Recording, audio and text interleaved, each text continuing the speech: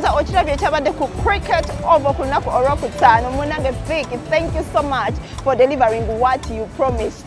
Ekintu wakikubye bulungi era abakuwerekeddeko nabo bakikubye banga nti ne Vinka naye munange yabaddeyo. So well, now on Saturday twabaddeko ekyanja nga tukolayo ki twali tugenze kola ki nabaga nti oba osaasanyiza Ntebe, Masaka, Mbarara, Ntungamu yonna ffe tujja kukola ki tujja kujja kasa kibeeramu ekintu ekyokusaasanya ensimbi n'okulya pate ku pate. Munange twabadde ekyanja eyo wabaddeyo MK project. Bwenjogera MK ndoza mutegeera ekintu ndawo babadde bebalina ku nsimbi ate nga bakola ki bazisaasanya. Munange wabaddeyo MK project era nga babadde bakuŋŋaanye bonna. Tukayita community kabana Uganda ababeera in the USA, East Boston. Yes, bakuŋŋaanye bagayo tukikolerewa tugendeko ekyanja wano twegatte tulabe tugenda kukola tutya ku nsonga ey'okusaasanya. Yes, tugenda kusaasanya naye ate bannaffe bano abatalina tugenda bayamba tutya. So ekintu kyabaddemu okusaasanya ate kyabaddemu okwewa ku bugezi oba okwewa ku magezi okulaba nga ate munange ensi yaffe eno gye balowooleza ennyo baagala gifuula better than how it is. Wabaddeyo okulya, wabaddeyo okunywa, wabaddeyo okusaasanya, wabaddeyo n'okugaba ku nsimbi ez'obwereere. So kankusabale munange ku MK project. Then when I come back, I think I'll be signing out.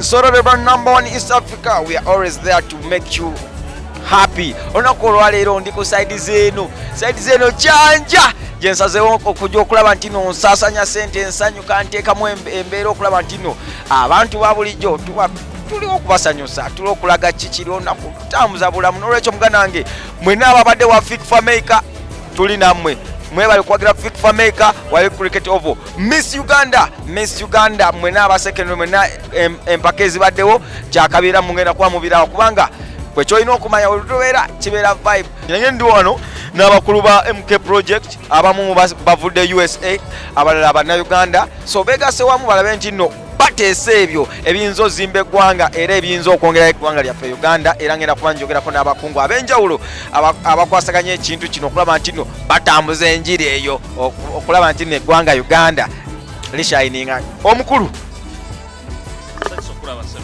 ogamba otya? Gendisebo amanya agange bampita Francis Nkusa, ambassador MK movement United States of America.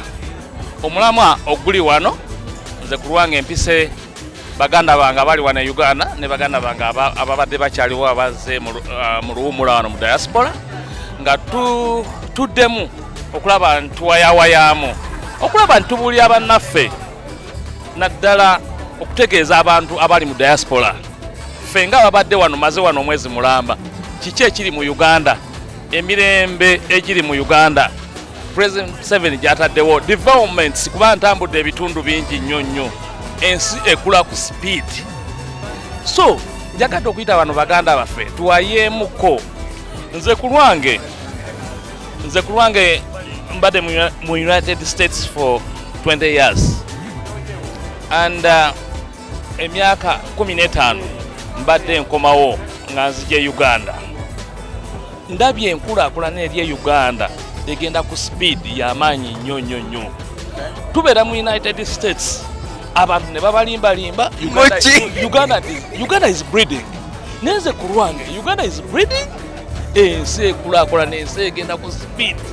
Security ennungi nnyo. Otambula teryakwatako teryakola.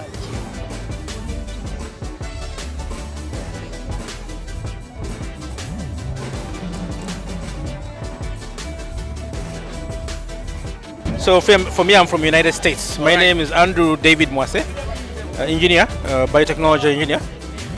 Nga nsinzidde mu Boston, United States. Mwebale nnyo kunchaza ogerako nammwe.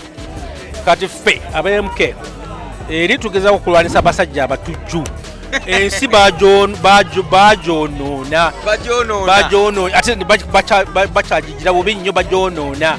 Bagikuba gundi banyisaamu amaaso bagamba ensi tosobola kutambula otuuka ku airport bakukwatirawo. Wano tuli waziri mu ssaawa 5:6 tuli wano tweyagala. Ensi zonna mu ggwanga zonna zirina ebizibu byabwe. Eno Uganda ensi nnungi, abantu bayo basinga obulungi mu nsi omwoyo. Uganda tourism y'amaanyi nnyo, abantu balungi nnyo. Bantu bagezaako okukula. Tufunye wano convention bbiri za enkulu zakava muno mu Uganda zijjata mu nsinga sintereevu.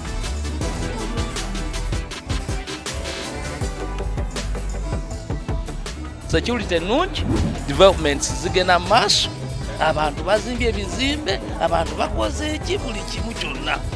Ensi nungi nnyo, tutambula n'otambula yonna teryakwatako. Kati gw'ogamba otya nti Uganda is breeding? Tukola emirimu okugezaako making sure nti image ya country yaffe Uganda abantu mu nsi yonna bagirabanga nnungi. N'ebyobugagga ebiri wano tubitangaaze ensi zonna bazirabe. Tulese ba-investors bajje ba-investinge mu nsi yaffe. Ate nga barespectinga obw'obuwanga bwaffe.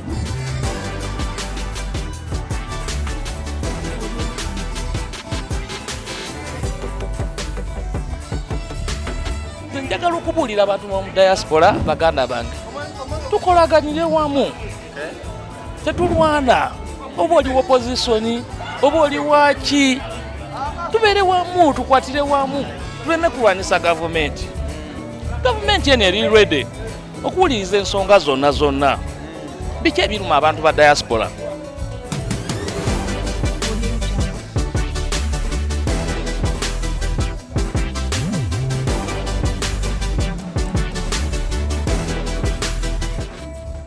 Sawa mmeka netubanga teryatutawanya.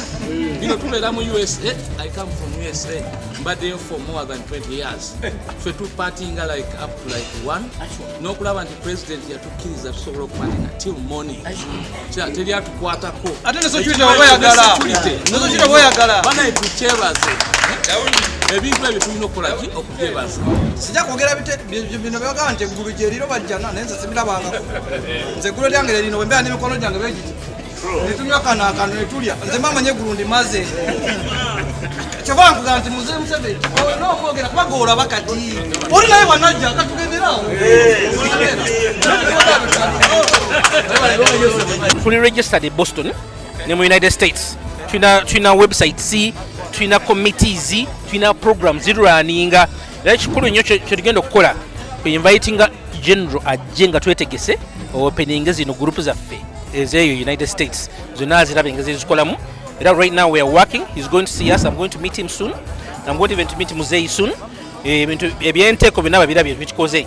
Bonna bagenda kujja tubeere nabo tugulewo bino ekibiina kyaffe nga kyamaanyi nnyo.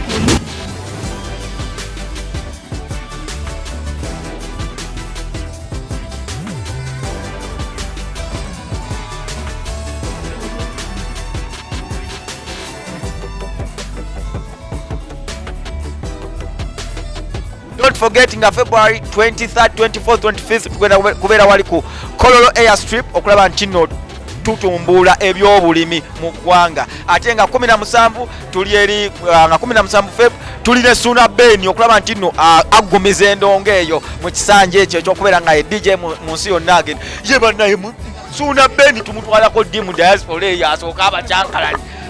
Mumusobola mmwe Suna Beni omumanyi? Simumanyi naye namuwulirako akuba ennongo akuba bulungi nnyo oyo gayi abantu bamumatira. Olwo olunaku Suna Beni tujja naye mu diaspora. Njagala akakase nti no ensi yonna wabeerawo badijja ab'enjawulo.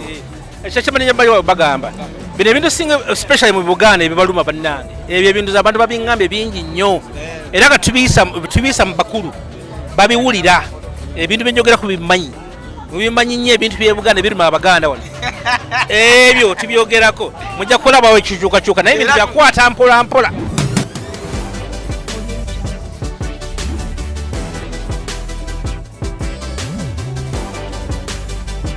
twagala kukunga eggwanga lyonna ne mu nsi yonna mujje tulabe nti no tuyiga okulima tuyiga tekinologi w'okulima ate ne suuna beni walinga 17 pebu abagamba mujje abakuba ebinyanyanyanya don't dare to miss kubanga suuna beni mu nsi yonna bamumanyi nti no akala kate ekinyanya simba akagere.